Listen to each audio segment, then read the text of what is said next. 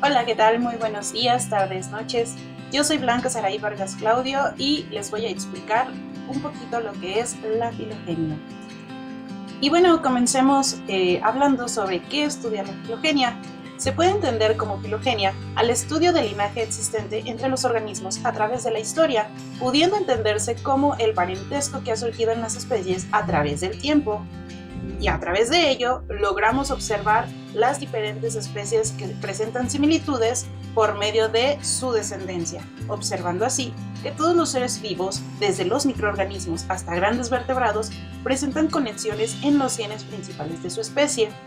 Expresado en otro sentido, la filogenia se podría representar como un árbol genealógico dicotómico en el que se representa la raíz como el origen de acuerdo a las entidades incluidas, así como cada nodo o bifurcación puede expresarse o representar a un ancestro desarrollando la aparición de nuevos linajes, mostrando así las relaciones evolutivas.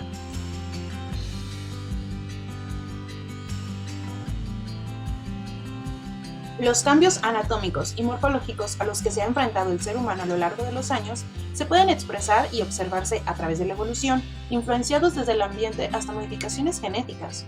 Una de las causas estudiadas y observadas a lo largo de la historia es la selección natural, postulada en el libro de Charles Darwin En el origen de las especies, donde se explicaba que, dependiendo del ambiente, se identificaron cambios anatómicos en el humano que le permitieron sobrevivir. De acuerdo al ambiente en el que vivía el ser humano, se veía obligado a experimentar adaptaciones morfológicas a fin de poder enfrentar las condiciones ambientales como el clima, la presión, la alimentación, entre otros. Esto lo podemos observar en la diversidad de altura o el promedio de altura que hay dependiendo las regiones, el color de piel, entre otros aspectos.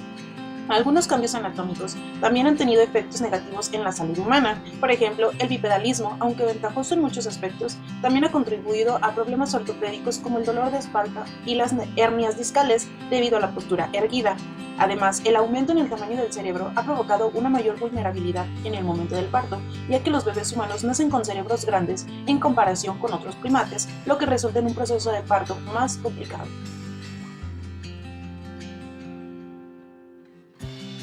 Algo importante a tener en cuenta es que los grandes avances en el sistema nervioso de nuestra especie interviene un órgano muy importante en estos procesos evolutivos, el cerebro. Los grandes hitos para el desarrollo del sistema nervioso humano pueden ser los siguientes. Con nuestros antepasados, los Australopithecus, pasaron de estar en árboles a bajar de ellos y fueron los primeros en caminar erguidos, por lo que dejaron de usar sus extremidades superiores para posteriormente construir los primeros instrumentos. Su cerebro, en cuanto a volumen, era de unos 400 o 500 centímetros cúbicos. Este es el primer antecedente. Como segundo antecedente, surge con los Homo habilis, quien mejoró los instrumentos e inventó otros para actividades como la pesca. Ahora su cerebro en volumen rondaba entre los 500 y 800 centímetros cúbicos. Con los Homo erectus se volvieron más sociables y fueron capaces de controlar el fuego. Su cráneo tenía rebordes supraorbitales prominentes y su volumen de cerebro oscilaba entre los 800 y los 1250 centímetros cúbicos. Por último está el Homo sapiens, el cual ya no contaba con bordes supraorbitales. Su cráneo era más redondeado y con dientes más pequeños a causa de su dieta omnívora. Gracias a esto fue que sobrevivió, quedando como único de la especie Sapiens.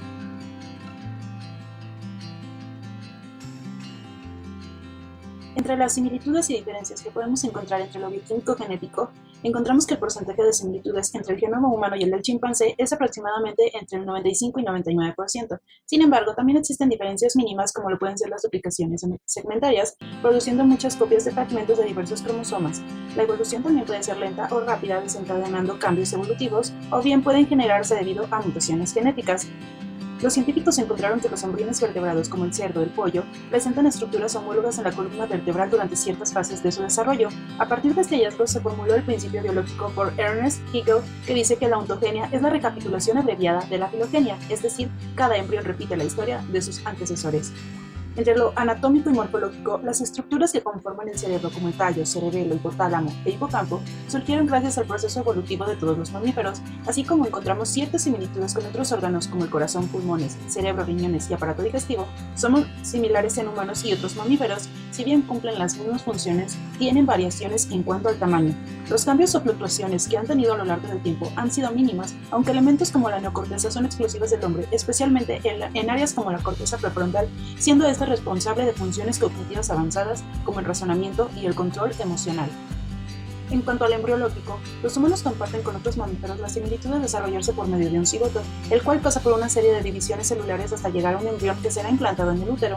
En el embrión es donde se desarrollan todas las funciones que tendrá el organismo para su buen funcionamiento, pues en el embrión de los vertebrados, el tejido que finalmente se transforma en el sistema nervioso central puede verse como un tubo repleto de líquido. Un embrión humano con solo 5 semanas tiene 5 vesículas encefálicas y una prolongación caudal del tubo neural, que se ha segmentado y han adquirido una regionalización funcional general. Otro punto a agregar es que precisamente la diferencia más notable entre el ser humano y el resto de los animales reside en esta conectividad de la sinapsis.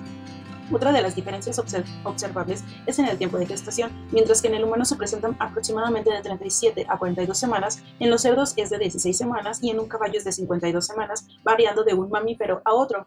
En cuanto a lo comportamental, para este nivel, la ciencia encargada de las investigaciones es llamada neurociencia conductual. Esta disciplina se encarga de analizar cómo trabajan los diferentes sistemas de una manera integrada, generando diferentes conductas en el hombre y sus cambios de comportamiento. La conducta varía en cada especie y también en los individuos de esta misma, pues sabemos que nuestro comportamiento es consecuencia de la actividad del sistema neuroendocrino y las variaciones de aquel son consecuencia de las que ocurren en este. En este caso, los humanos compartimos algunos comportamientos con otras especies, por ejemplo, la protección a la descendencia, cooperación en la comunidad, proveer a la familia con respecto a la alimentación.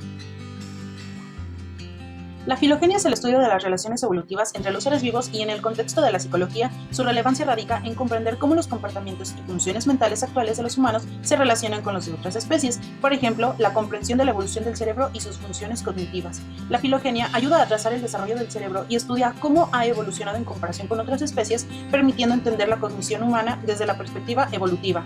En el estudio de comportamientos y emociones, la psicología evolutiva se basa en principios filogenéticos, examinando ciertos comportamientos y emociones son compartidos entre humanos y otros animales debido a su origen. Por ejemplo, las emociones básicas como el miedo, la ira o la felicidad tienen bases biológicas. En la adaptación a diferentes entornos, la filogenia muestra cómo los seres humanos y otros animales han adaptado sus procesos mentales y comportamientos a los entornos en los que viven, por ejemplo, habilidades para resolución de problemas, el aprendizaje y la adaptación a nuevas situaciones. En el estudio de la psicopatología, la filogenia también tiene relevancia en el estudio de trastornos psicológicos, al observar cómo estos trastornos pueden tener bases biológicas comunes en varias especies. Los psicólogos pueden comprender mejor los trastornos psiquiátricos desde una perspectiva evolutiva.